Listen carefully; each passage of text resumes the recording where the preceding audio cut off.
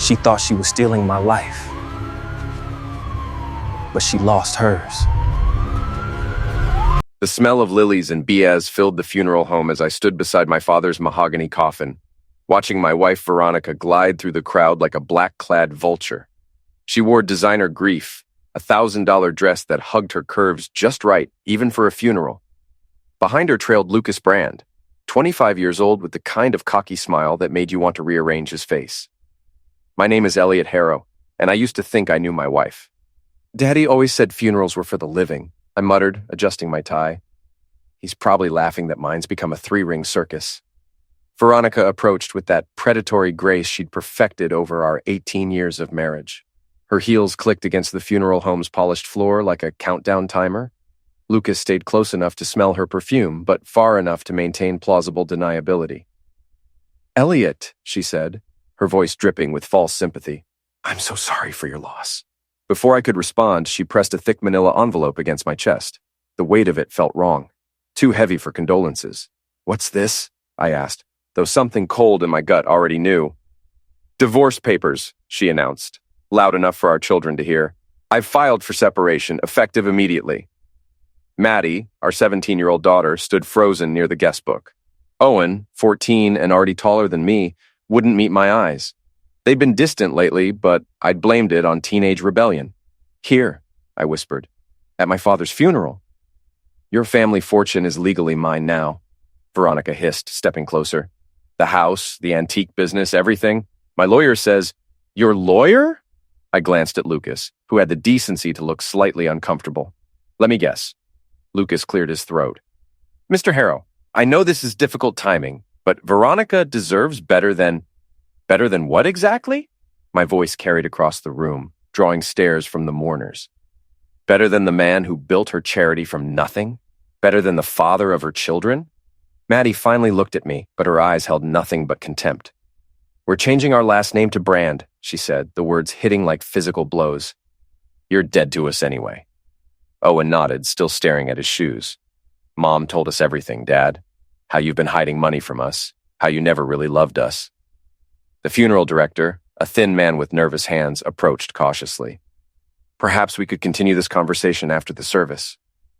"No," Veronica said, her voice sharp as winter wind. "Elliot needs to understand his position. The will reading is tomorrow at 10. My attorney will be present." Lucas stepped forward, close enough that I could smell his expensive cologne. "Don't make this harder than it needs to be, old man." "Old man?" At 42, I looked around the room at faces I'd known for years. Neighbors, business associates, family friends. They all watched with the hungry fascination of people witnessing a car accident. Some pulled out phones, probably already posting to social media. "You're right," I said quietly, setting the envelope on a nearby table without opening it. "This isn't the time or place." Veronica smiled triumphantly. "I'm glad you're being reasonable." "Oh, I'm being very reasonable," I replied, meeting her gaze. After all, Dad always taught me that revenge is a dish best served cold. As I walked toward the exit, I heard Lucas chuckle behind me. "What's the old bastard going to do, write a strongly worded letter?" I paused at the door, looking back at my family, or what used to be my family. "We'll see." The funeral director announced that the service would begin in 10 minutes. I stepped outside into the crisp Maine air, pulling out my phone to call the one person who might understand what I was really up against. But first, I had a stop to make at my father's house, our family home for 3 generations. There was something in his study that Veronica didn't know about, something that might change everything. The drive through downtown took 15 minutes, past the harbor where fishing boats bobbed in the gray water. The Harrow house sat on Elm Street, a Victorian monster with gabled windows and a wraparound porch that had seen better decades. I'd grown up here, brought Veronica here as a newlywed, watched my children take their first steps in the front hall. Now it felt like a mausoleum. I used my key, wondering how long before Veronica changed the locks, and headed straight for Dad's study. The room smelled of pipe tobacco and old leather, exactly as he'd left it. His desk sat beneath a portrait of my grandfather, the original Elliot Harrow, who'd built the family antique business from nothing. Behind the desk, hidden in a secret compartment I discovered as a child, was a small safe. Dad had given me the combination on his deathbed, along with instructions that made no sense at the time. If Veronica tries to take everything, he'd whispered, check the safe. I've been preparing. Inside, I found a flash drive labeled insurance policy in Dad's careful handwriting. Below it lay a sealed envelope with my name on it. I pocketed both items and locked the safe. Whatever game Veronica thought she was playing, she'd just made her first mistake. She'd underestimated a harrow. The law office of Gold and Associates occupied the third floor of a brick building downtown, overlooking the harbor. Miriam Gold had been Dad's attorney for 30 years and mine for the last 10. She was the kind of lawyer who wore pearls with power suits and could eviscerate opposing counsel with a smile. "Elliot," she said as I entered her office the morning after the funeral, "I heard about yesterday. I'm sorry." "Don't be sorry yet," I replied, settling into the leather chair across from her desk. "Tell me about the will." Miriam's expression grew serious. "Your father made some changes in his final weeks. Significant changes." "What kind of changes?" She opened a thick folder, adjusting her reading glasses. "The house, the business, all liquid assets. They're yours, Elliot, completely. Veronica has no legal claim to any of it." I felt something loosen in my chest. How is that possible?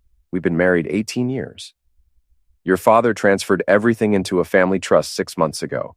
The trust predates your marriage and includes specific language protecting assets from divorce proceedings." Miriam smiled grimly. "He was quite thorough. But Veronica's lawyer said..."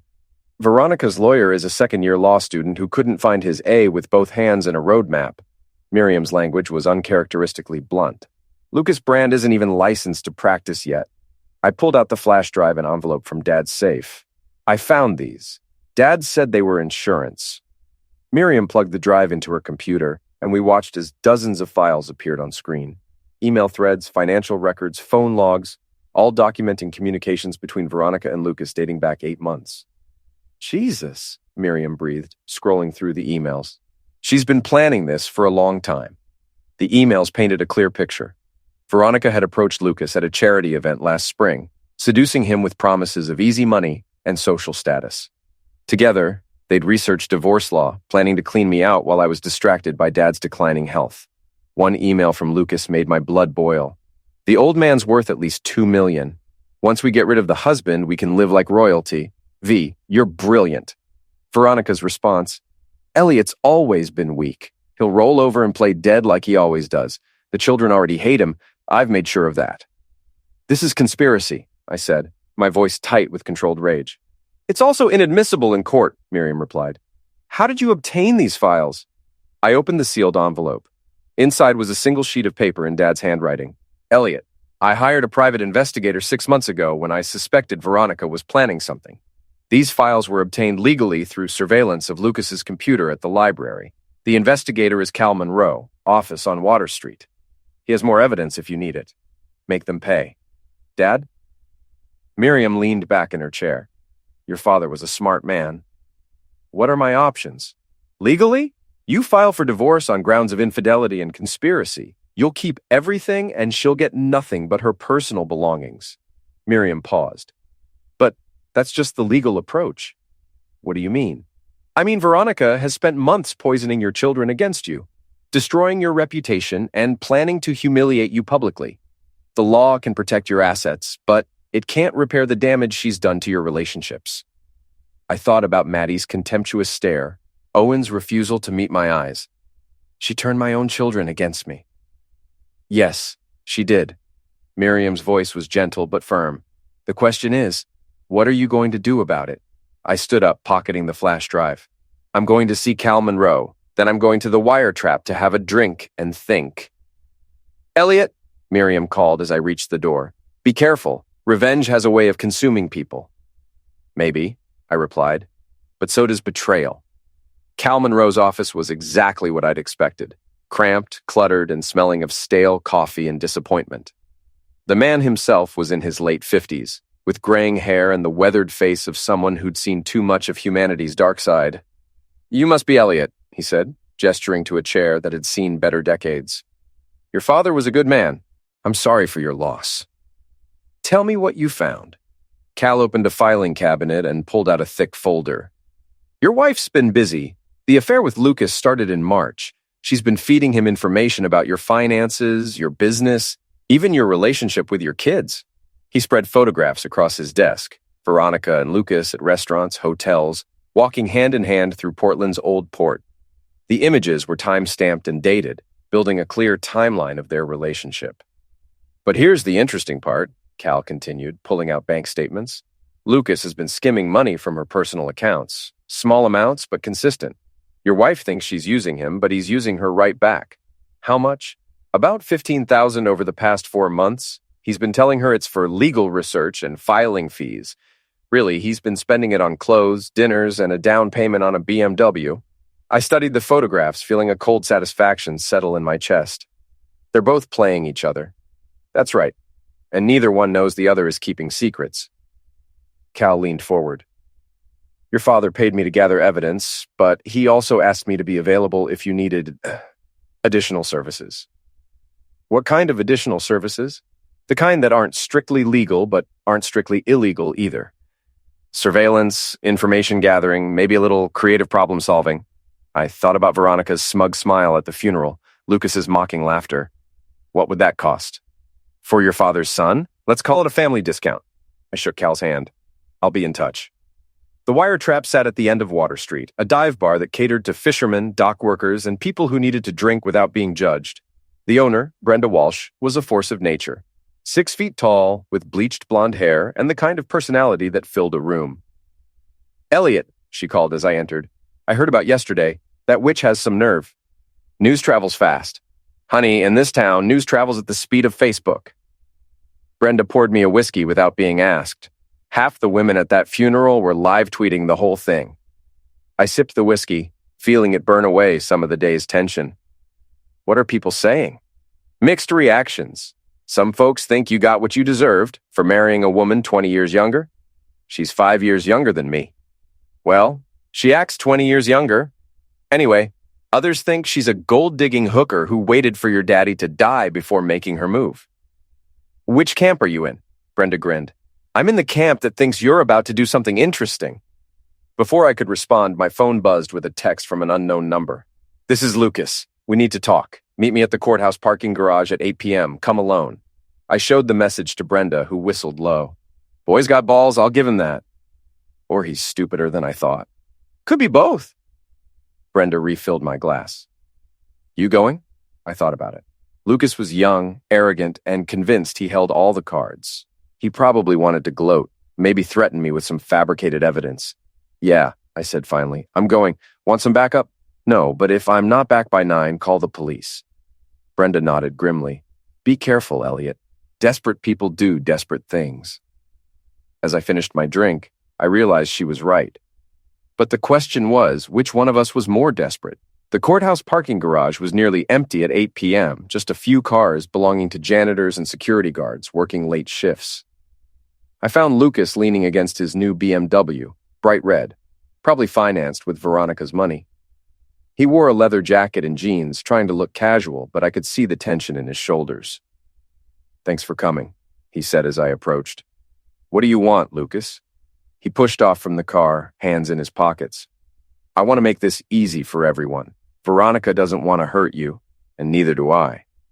Could have fooled me. Look, I know this is hard, but your marriage was over long before I came along. Lucas's voice carried that particular brand of arrogance that comes with youth and inexperience. Veronica deserves better than... Then what? A man who built her charity from nothing? Who supported her through law school before she dropped out? Who gave her 2 beautiful children? Lucas laughed, a sound like breaking glass. You gave her a boring life in a boring town with a boring man who smells like old furniture. The antique business comment stung because it was partially true. I did spend my days surrounded by other people's discarded memories, trying to find value in things the world had forgotten. At least I earned my money honestly, I replied. What's that supposed to mean? It means I know about the $15,000 you've been skimming from her accounts. Lucas's confident expression faltered for just a moment. I don't know what you're talking about. Bank records don't lie, kid. Neither do private investigators. Now he looked genuinely worried. You've been having us followed? My father was having you followed. He knew what you were planning before you did. I stepped closer, close enough to see the sweat beading on his forehead, despite the cool evening air. The question is, what are you going to do when Veronica finds out you've been stealing from her? I haven't stolen anything. Those were legitimate expenses. For what? Your car payment, your new wardrobe, the hotel rooms you've been using for your afternoon meetings? Lucas's face flushed red. You can't prove anything. I don't have to prove anything. I just have to tell Veronica. I smiled coldly. How do you think she'll react when she discovers her boy toy has been playing her for a fool? You bastard, Lucas snarled, stepping forward aggressively. You think you can intimidate me? I don't think anything. I know. I pulled out my phone and showed him a photo Cal had taken of Lucas leaving a jewelry store in Portland. Bought yourself a nice Rolex last week. What did you tell Veronica that money was for? Lucas lunged forward, grabbing for my phone. I sidestepped easily. He was young and strong, but I'd grown up in Maine, where winter made you tough and fishing made you quick. He stumbled past me, catching himself against his car. Careful, I said mildly. Wouldn't want to scratch the paint. What do you want? Lucas demanded, breathing hard. I want you to remember this conversation. I want you to think about it every time you look at Veronica, every time you spend her money, every time you lie to her face. I pocketed my phone. Because I'm watching now, and unlike my father, I'm not planning to die anytime soon. I walked toward my car, an old but reliable Honda that had seen me through 15 Maine winters. Behind me, I heard Lucas kick his tire in frustration. This isn't over, he called. No, I agreed, not turning around. It's just beginning. The next morning, I met Cal at a diner downtown for breakfast and planning. The place was full of fishermen grabbing coffee before heading out to check their traps. The conversation, a mix of weather reports and gossip. How'd it go last night? Cal asked, cutting into his eggs. About as expected. He's scared, but trying not to show it. Good. Scared people make mistakes. Cal pulled out a small device about the size of a matchbox. GPS tracker, completely legal as long as I'm the one who places it. What's the range? About 50 miles. Real-time updates to your phone. Cal grinned. Your father paid for a full surveillance package. Might as well use it. While Cal went to plant the tracker on Lucas's car, I drove to my antique shop on Main Street. Harrow and Son Antiques occupied a narrow building that had housed everything from a bakery to a barber shop over the past century. The sign outside needed painting, but the business inside was solid. I'd built a reputation for fair dealing and quality pieces. My assistant, Jenny, was already opening up when I arrived. She was a college student from the local community college, working part-time to pay for her education. Smart, reliable, and completely unimpressed by small-town drama. Boss, she said as I unlocked the office, you've got about 20 messages on the machine. Most of them are from reporters wanting to interview you about yesterday. Reporters? Apparently, your wife's little performance went viral. Someone posted a video to TikTok, and now everyone's talking about the funeral divorce drama. Jenny handed me a stack of newspapers. You made the Portland Press Herald. The headline read, Local charity leader files for divorce at husband's father's funeral. Below it was a photo of Veronica handing me the divorce papers, her face a mask of righteous determination. Jesus, I muttered, scanning the article. It painted Veronica as a long-suffering wife finally standing up to an emotionally distant husband. I was portrayed as a reclusive antique dealer who'd neglected his family while hoarding the family fortune. There's more, Jenny said gently. Someone started a Facebook group called Justice for Veronica. It already has 300 members. I looked at the comments on the newspaper's website. They ranged from supportive, you go girl, to vicious. What took her so long? A few people defended me, but they were vastly outnumbered. She's good, I admitted. I'll give her that. What are you going to do? Before I could answer, my phone buzzed with an alert from Cal's tracking app. Lucas was on the move, heading toward Veronica's new house, a modern monstrosity she'd inherited from her aunt last year. I'm going to fight back, I said, grabbing my jacket. Hold down the fort, Jenny, and if any reporters show up, tell them I'm not available for comment. I followed the GPS signal to Veronica's neighborhood, an exclusive development where every house looked like it belonged in a magazine. Veronica's place was all glass and steel, the kind of architecture that prioritized style over substance. Lucas's BMW was parked in the circular driveway. Through the floor-to-ceiling windows, I could see him and Veronica in what appeared to be a heated discussion. She was gesturing angrily while he sat slumped on her white leather couch. My phone rang. It was Eric, my old college roommate who now worked in IT at the courthouse. Elliot, you son of a witch, Eric's voice boomed through the speaker. I saw the news. You okay? I've been better. Listen, I heard something through the grapevine. Your boy Lucas has been asking around about getting into the court record system. Wanted to know if there was any way to access sealed documents. What kind of sealed documents? Adoption records, custody cases, that sort of thing. The kind of stuff someone might use to dig up dirt on an ex-spouse. Eric paused.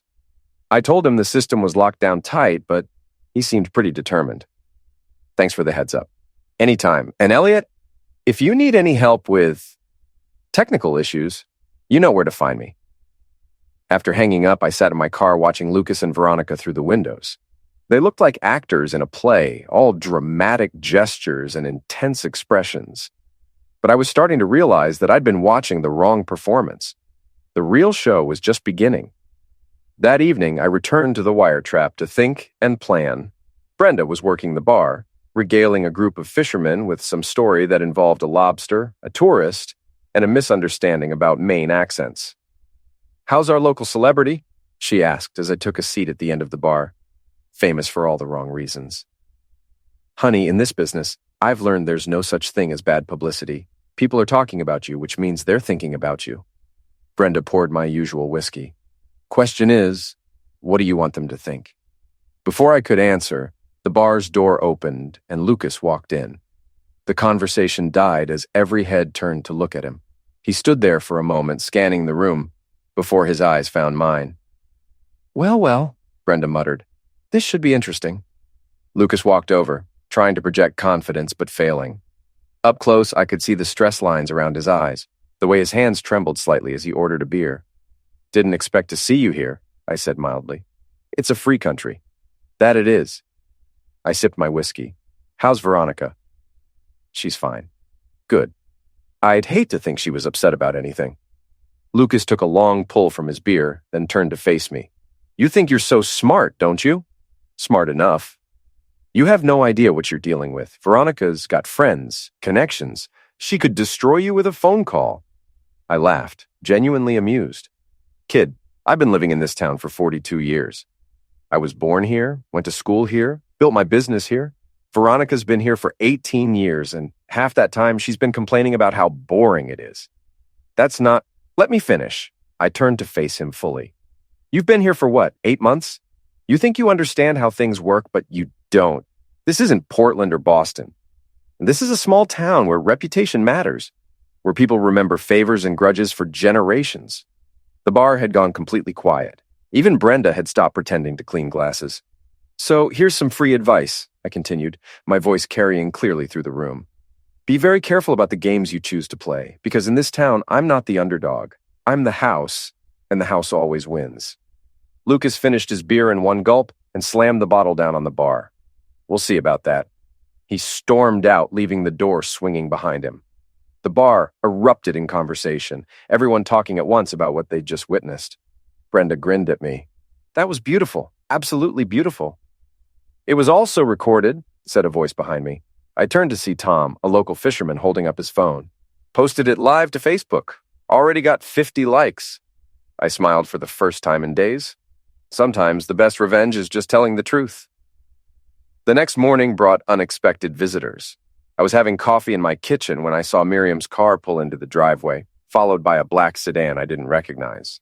Through the window, I watched my lawyer emerge with a thin man in an expensive suit, someone who screamed big city attorney from his perfectly styled hair to his Italian leather shoes.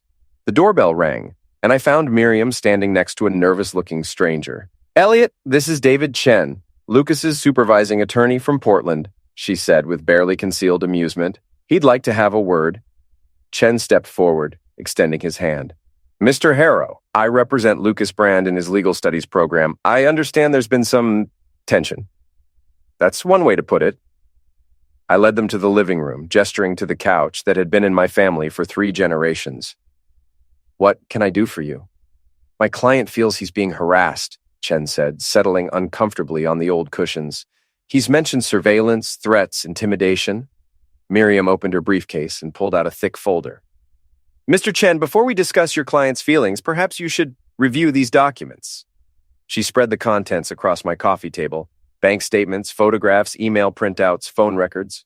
The evidence of Lucas and Veronica's conspiracy laid out like a roadmap to betrayal. Chen's face went pale as he scanned the documents. Where did you obtain these? Through legal surveillance conducted by a licensed private investigator, I replied. Everything was gathered in accordance with Maine state law. This is... Chen trailed off, studying a photograph of Lucas and Veronica entering a hotel together. I wasn't aware of the extent of their relationship. Your client has been conducting an affair with my wife while conspiring to defraud me of marital assets, Miriam said crisply. He's also been embezzling money from my client's wife to fund his lifestyle. Chen looked like he wanted to disappear into the couch. Mr. Brand assured me this was a simple divorce consultation. Mr. Brand has assured a lot of people of a lot of things, I said. Most of them lies. What do you want? Chen asked quietly. I want your client to understand his position, Miriam replied. He's a second-year law student who's gotten involved in something far beyond his capabilities. If he continues down this path, he'll face civil liability, potential criminal charges, and certain expulsion from law school. However, I added, if he were to distance himself from my wife and cease his involvement in this matter, we might be inclined to handle this quietly. Chen gathered the documents with shaking hands. I'll speak with my client immediately. After they left, Miriam and I sat in comfortable silence for a few minutes. Think it'll work? I asked.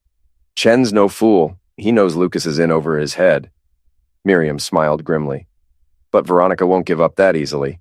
She's invested too much in this to back down now. She was right. That afternoon, I received a call from Maddie. Dad? Her voice sounded small, uncertain. Can we talk? Of course, honey. Do you want to come over? No, Mom says I shouldn't be alone with you. Can we meet somewhere public? The words hit like a physical blow. Maddie, you know I would never hurt you, right? I don't know what I know anymore. She was crying now. Mom showed me things, Dad.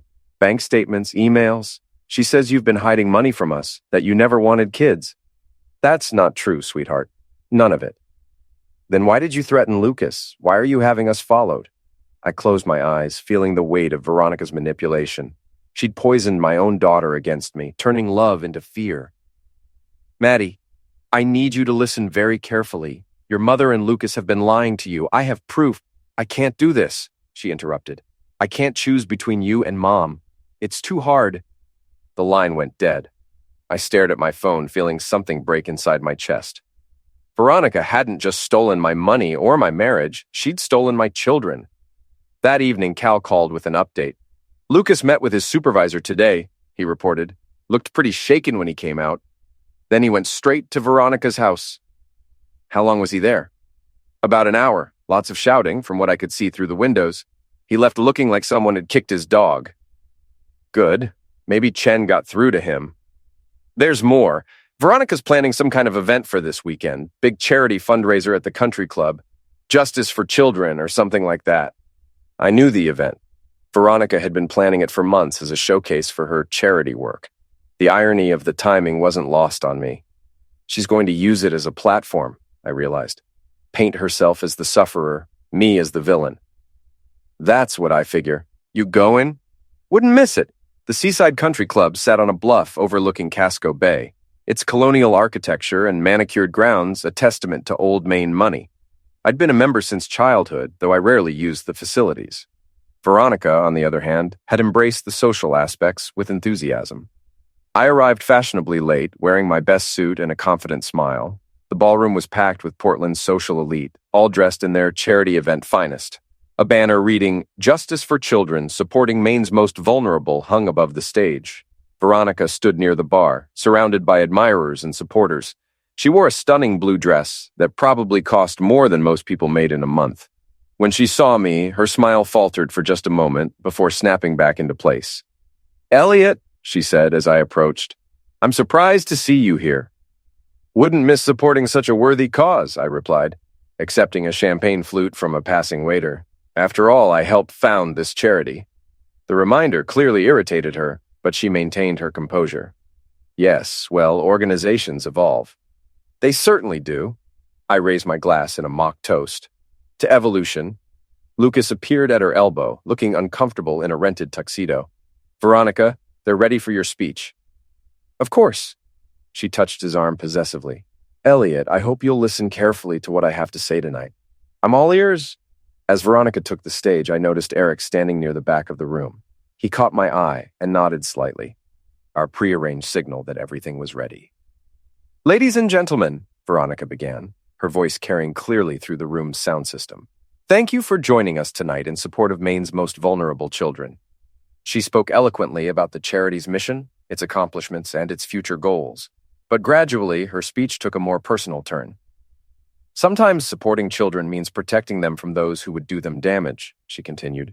It means having the courage to speak truth to power, even when that truth is painful. Murmurs rippled through the crowd. This wasn't the speech people had expected. For too long, I remained silent about the emotional misuse my children and I suffered. I told myself it was better to keep the family together, to protect the family name. Veronica's voice caught with practiced emotion.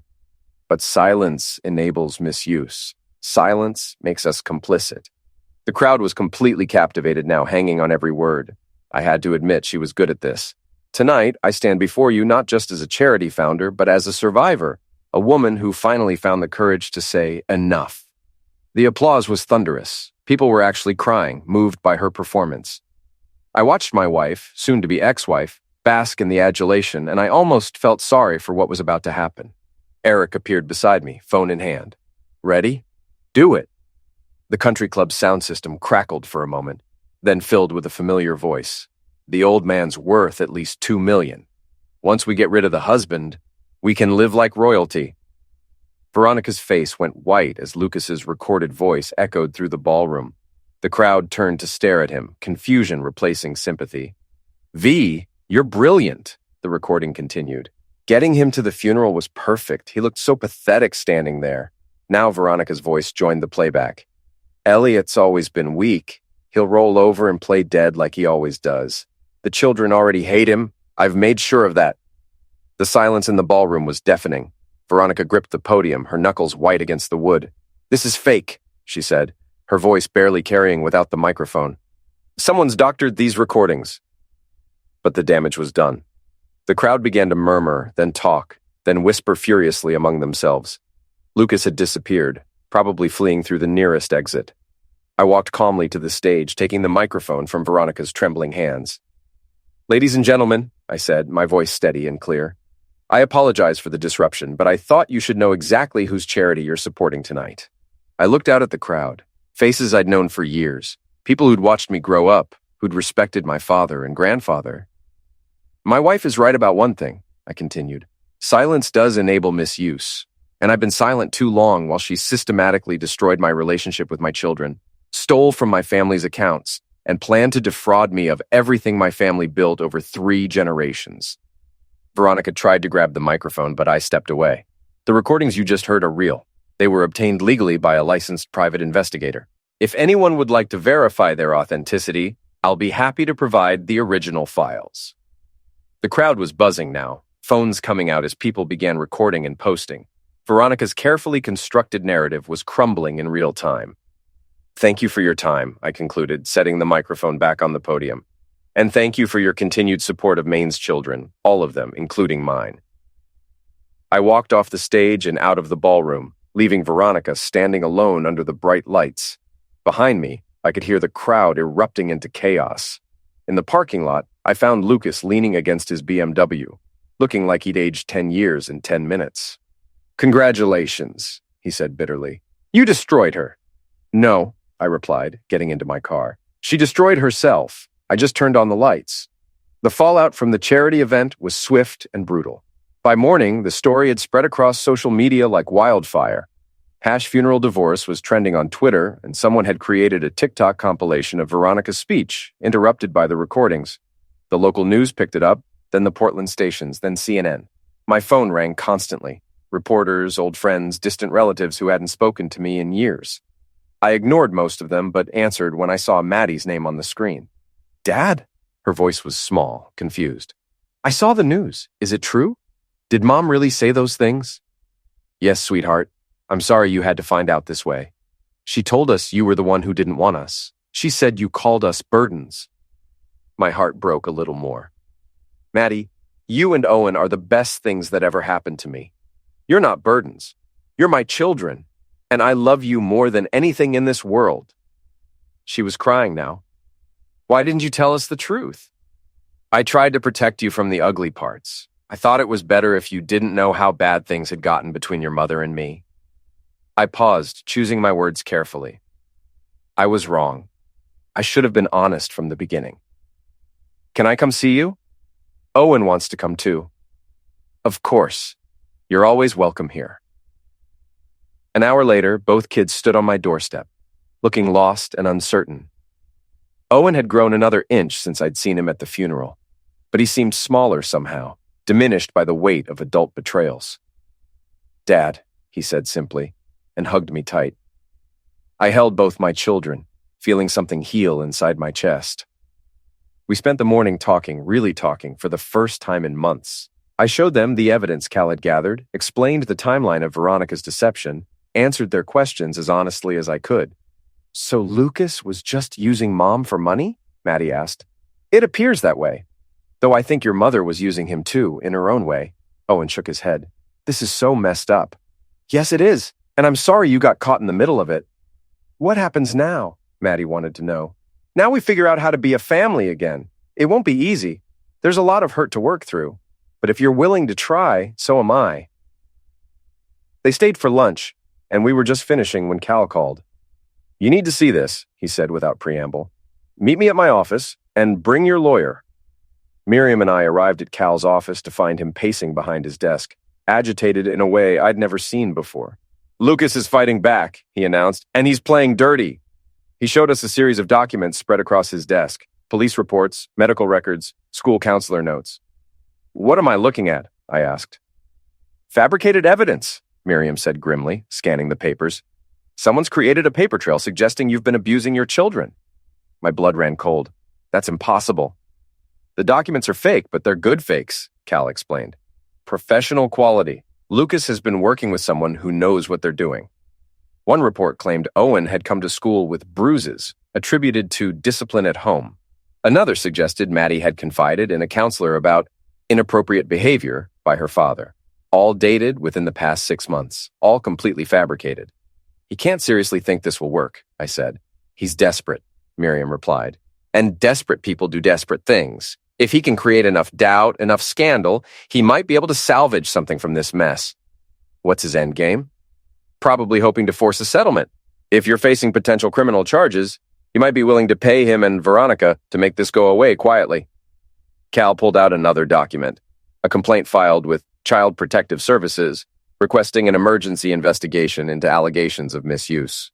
"This was filed this morning," he said. "CPS will have to investigate, even though the evidence is obviously fake." I felt the walls closing in. Even if I could prove the documents were fabricated, the mere existence of an investigation would destroy what was left of my reputation. Worse, it might cost me my relationship with my children, just when we were starting to rebuild. "There's more," Cal continued reluctantly. "Lucas has been reaching out to your business contacts, spreading rumors about financial irregularities. He's trying to destroy your livelihood along with your reputation. Can we stop him? We can try, but lawsuits take time and damage to reputation happens instantly." Miriam looked grim. "He's playing a scorched earth strategy." My phone buzzed with a text from an unknown number. "Meet me at the old pier at 8 p.m. Come alone, or the next batch of evidence goes to the police." I showed the message to Cal and Miriam. "Don't go," Miriam said immediately. "It's obviously a trap." "What kind of trap? He's not violent, he's just a scared kid and over his head." "Scared kids can be the most dangerous," Cal pointed out, "especially when they're cornered." But I was tired of reacting, tired of playing defense. Lucas wanted a confrontation. Fine. It was time to end this. "I'm going," I decided, "but I want backup nearby. Elliot, he's desperate, which means he's going to make mistakes, and I want to be there when he does." The old pier stretched into Casco Bay like a wooden finger, its weathered planks slick with evening mist. It had been abandoned for years, deemed too unsafe for commercial use, but not yet torn down. Lucas stood at the far end, silhouetted against the darkening sky. I walked slowly down the pier, my footsteps echoing hollowly on the old wood. Cal was positioned in a car nearby with a telephoto camera, and Eric was monitoring the situation remotely through traffic cameras. "You came," Lucas said as I approached. You asked me to. Up close, he looked terrible. Unshaven, hollow-eyed, wearing the same clothes from yesterday. The confident young man who'd mocked me at the funeral was gone, replaced by someone who looked genuinely desperate. This has to stop, he said. I agree. So stop. You don't understand. Veronica? She's not who you think she is. I almost laughed. Kid, I was married to her for 18 years. I know exactly who she is. No, you don't. Lucas ran his hands through his hair. The charity money. She's been skimming from it for years. Not just a little, I'm talking hundreds of thousands. That got my attention. What? She's got accounts in the Caymans, shell companies, the whole thing. She's been using the charity as her personal piggy bank. Lucas pulled out a flash drive. It's all here, bank records, transfer documents, everything. Why are you telling me this? Because she's going to pin it all on me. The affair, the embezzlement, everything. She's already started planning evidence that I was the mastermind. Lucas's voice cracked. I'm 25 years old. I don't know anything about offshore banking or money laundering. But you do know about creating fake misuse allegations? Lucas looked genuinely confused. What are you talking about? I studied his face, looking for signs of deception. Either he was a better actor than I'd given him credit for, or he really didn't know about the fabricated documents. Someone filed false reports claiming I've been abusing my children. Professional quality forgeries, the kind that require serious resources. That wasn't me, Lucas said quickly. I swear I don't know anything about that. Then who? Veronica has connections you don't know about. People who owe her favors, people who benefit from the charity's work. Lucas held out the flash drive. Take this, use it, but you have to promise me something. What? When this all comes out, when the investigation starts, you have to make it clear that I was just the patsy. I was stupid and greedy, but I'm not a criminal mastermind. I took the flash drive, feeling its weight in my palm. Why should I believe you? Because I'm about to disappear, Lucas said simply. I've got a bus ticket to California, a new name, and enough cash to start over. But first, I wanted to make sure you had the tools to take her down properly. Running away won't solve anything. Maybe not. But staying here will definitely destroy me. Lucas started walking back toward shore. Good luck, Mr. Harrow. You're going to need it. I watched him disappear into the darkness, then looked down at the flash drive in my hand. If Lucas was telling the truth, Veronica's crimes went far beyond infidelity and conspiracy. She'd been stealing from a children's charity, money donated by people who trusted her to help the most vulnerable members of society. My phone rang. It was Miriam. Elliot, where are you? CPS just called. They're dropping the investigation. What? How? Someone provided evidence that the documents were fabricated. Professional analysis, chain of custody documentation, the works.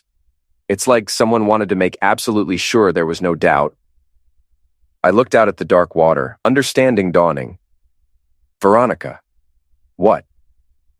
She created the fake evidence, then provided proof it was fake.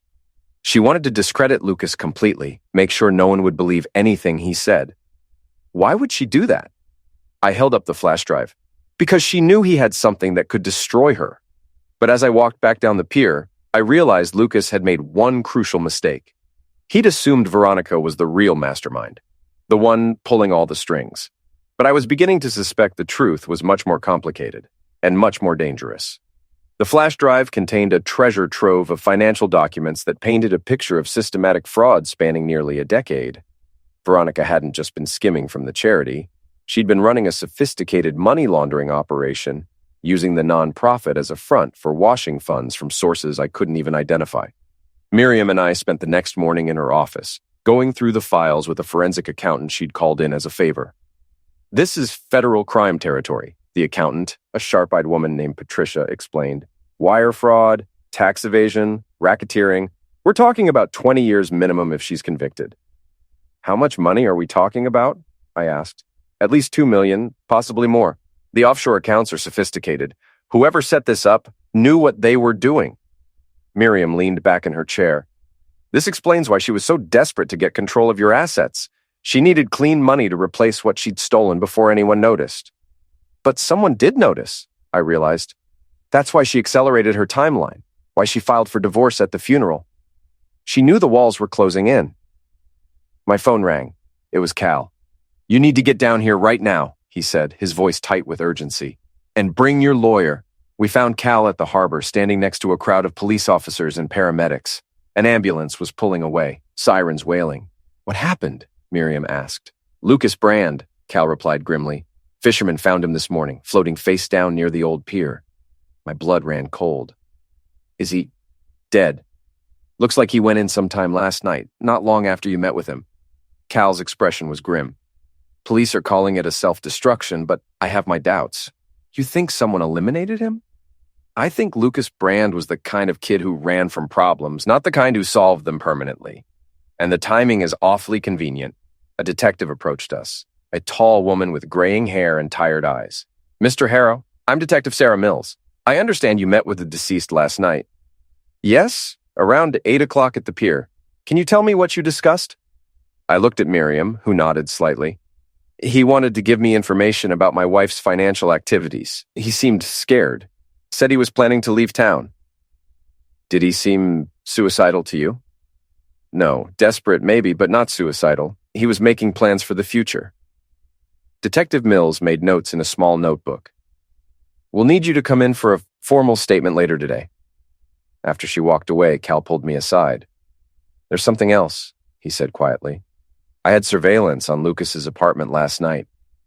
Someone went in after he left to meet you, someone who knew how to avoid the security cameras. Veronica. Can't prove it, but who else? And here's the interesting part. Whoever it was left with a suitcase and a laptop bag." I thought about the flash drive in my pocket, the evidence Lucas had given me just hours before his death. If Veronica had eliminated him to keep him quiet, she was too late. The damage was already done. But as we drove back to Miriam's office, I couldn't shake the feeling that I was still missing something important.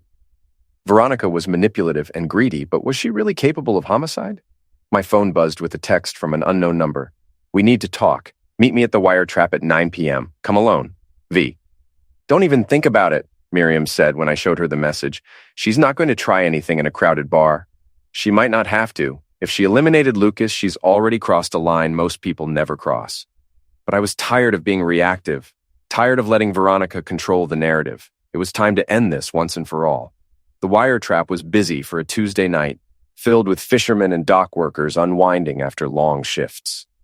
Veronica sat in a corner booth, looking out of place in her designer clothes and perfect makeup. She'd chosen the most public spot in the bar, smart if she was planning something. "Thank you for coming," she said, as I slid into the booth across from her. "Did you eliminate him?" Veronica's composure slipped for just a moment. "What kind of question is that? The kind you ask when a 25-year-old kid turns up dead hours after agreeing to testify against you." "Lucas was unstable. He'd been drinking heavily, using drugs. Everyone knew he was spiraling." "Everyone, except me, apparently. He seemed pretty clear-headed when I talked to him." Veronica sipped her wine. Expensive stuff, probably the only bottle in the place that cost more than $20. "What did he tell you?" "Everything. The offshore accounts, the money laundering, the charity fraud, all of it. Lucas was a pathological liar. Whatever he told you." I pulled out the flash drive and set it on the table between us. Veronica's eyes locked onto it like a snake watching a mouse. "He gave me proof," I said simply. For a long moment, neither of us spoke. The bar's noise seemed to fade away, leaving just the two of us in our bubble of mutual hatred. "What do you want?" Veronica asked finally. "I want my children back. I want my reputation restored. And I want you to disappear from my life forever. And in exchange? In exchange, I don't turn this over to the FBI." Veronica laughed, but there was no humor in it. "You think you can blackmail me? I think I can destroy you. The question is whether you want to go down quietly or take everyone else with you." "Including your precious children?" The threat was implicit, but clear. If I exposed her, the scandal would splash onto Maddie and Owen, too. They'd spend the rest of their lives known as the children of a criminal. "You're good," I admitted. "I'll give you that." "I'm better than good. I'm necessary." Veronica leaned forward, her voice dropping to a whisper. "You think this is just about stealing charity money? You have no idea how deep this goes, how many important people are involved? Then enlighten me." "The charity was just the tip of the iceberg. Politicians, judges, business leaders, half the power structure of this state has been washing money through my organization. If I go down, I'm taking them all with me. I felt a chill run down my spine. This wasn't just about Veronica's greed. It was about a conspiracy that reached into the highest levels of Maine society. And you think that protects you? I know it does, because those people have a lot more to lose than I do. Veronica smiled coldly. So here's what's going to happen. You're going to give me that flash drive, and you're going to keep your mouth shut. In return, I'll allow you to maintain a relationship with your children. Allow me? They're adults now, or close enough. If I tell them you're dangerous, if I show them evidence of your instability, they'll cut you out of their lives forever. And this time, it won't be lies. I stared at her across the table, this woman I'd once loved, and realized I was looking at a stranger. The Veronica I'd married had been ambitious and sometimes selfish, but she'd also been capable of love, of genuine emotion. This creature wearing her face was something else entirely. You know what the funny thing is? I said, standing up from the booth. You're absolutely right. I can't expose you without hurting my kids. I can't destroy you without destroying myself. Veronica smiled triumphantly. So we have a deal? No, I replied, pocketing the flash drive. We have a problem, because you made one crucial mistake. What's that? You assumed I was the only one with copies of this information. Her smile faltered. What do you mean? I mean, Lucas was smarter than either of us gave him credit for. He didn't just give me one flash drive. He made multiple copies and distributed them to people he trusted. Insurance policies in case something happened to him. It was a lie, but a convincing one. Veronica's face went pale as she processed the implications. You're bluffing. Am I? Ask yourself this. If you were a scared kid who'd gotten in over his head, wouldn't you take precautions? Wouldn't you make sure your story got told even if you couldn't tell it yourself? I started walking toward the exit, then paused and looked back. Oh, and Veronica? The FBI already has everything. I turned it over this afternoon along with a detailed statement about our conversation last night. They're very interested in talking to you about Lucas's death. It was another lie, but I sold it with conviction. Veronica sat frozen in the booth, her mind racing as she tried to figure out her next move. Sweet dreams, I said, and walked out into the night. The next morning, I woke to the sound of sirens. Through my bedroom window, I could see police cars and federal vehicles surrounding Veronica's house. Agents and FBI windbreakers were carrying boxes and computers out of the building. My phone rang. It was Detective Mills. Mr. Harrow, I thought you'd want to know. We've arrested Veronica Harrow in connection with Lucas Brand's death. We found evidence in her house linking her to his homicide. What kind of evidence? His laptop, for one thing. Looks like she took it from his apartment after eliminating him. Probably looking for incriminating files. Mills paused. There's also security footage from a marina camera that shows her car near the pier around the time of death. So it wasn't self-destruction? Definitely not. The autopsy showed he was unconscious when he went into the water. Blunt force trauma to the head. Someone knocked him out and threw him in. I felt a mixture of satisfaction and sadness. Justice for Lucas, but at a cost that would ripple through many lives. Mr. Harrow? You still there? Yes, sorry, what happens now? Now we build a case, and we're going to need your testimony about everything. The affair, the financial fraud, your conversation with Lucas, all of it. After hanging up, I sat in my kitchen drinking coffee and watching the FBI work. Neighbors had gathered on the street, phones out, recording everything for social media. By afternoon, the story would be national news. My phone buzzed with a text from Maddie.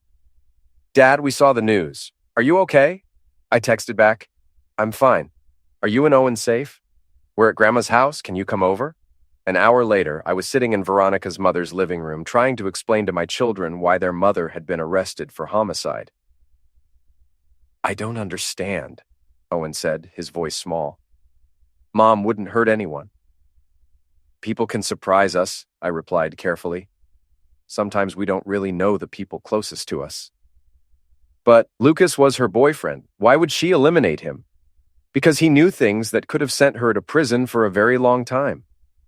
Maddie had been quiet through most of the conversation, but now she looked up with tears in her eyes. Dad, I'm sorry for everything I said, for not believing you, for... Hey, I interrupted, pulling her into a hug. You have nothing to apologize for. You were protecting your mother, which is exactly what a good daughter should do. But she lied to us. About everything. Yes, she did. And that's on her, not on you. We sat together in the living room, three people trying to figure out how to be a family again after everything that had happened. It wouldn't be easy. There was too much hurt, too much betrayal to work through quickly. But for the first time in months, I felt hopeful. 3 weeks later, Veronica pled guilty to second-degree homicide and multiple federal fraud charges. She was sentenced to life in prison without the possibility of parole. The charity scandal brought down 2 state senators, a federal judge, and half a dozen prominent businessmen. I testified at her trial, telling the jury about our marriage, the affair, and Lucas's final desperate attempt to make things right. It was painful, but necessary. Afterward, as I walked down the courthouse steps, a reporter shoved a microphone in my face. "Mr. Harrow, how do you feel about your wife's conviction?" I stopped and looked directly into the camera. "I feel sorry for the young man who died because he got caught up in something bigger than himself. I feel sorry for my children, who lost their mother to her own greed and ambition, and I feel sorry for all the children who won't be helped by a charity that was supposed to protect them. Do you feel vindicated?" I thought about it for a moment. No, I don't feel vindicated. I feel sad. This whole thing was a tragedy that could have been avoided if people had just been honest with each other. What's next for you and your children? We're going to heal. We're going to rebuild our relationships and our lives. And we're going to try to do better than the generation that came before us. That evening, I sat on my front porch with Maddie and Owen watching the sun set over Casco Bay. The house felt different now, lighter somehow, as if a weight had been lifted. "Dad," Owen said, "I want you to know something." "What's that?" "Even when I believed Mom's lies, even when I said I hated you, I never really stopped loving you." Maddie nodded in agreement. "We were just confused and scared, but we always knew deep down that you were a good man." I felt tears prick my eyes. "Thank you for saying that." "So what happens now?" Maddie asked. "Now we figure out how to be a family again. It won't be perfect and it won't be easy, but we'll do it together." As the stars came out over the harbor, I realized that revenge, in the end, wasn't about destroying your enemies. It was about reclaiming what they'd tried to take from you. Veronica had tried to steal my children, my reputation, my life, but in the end, she'd only succeeded in destroying herself. And sometimes that's justice enough.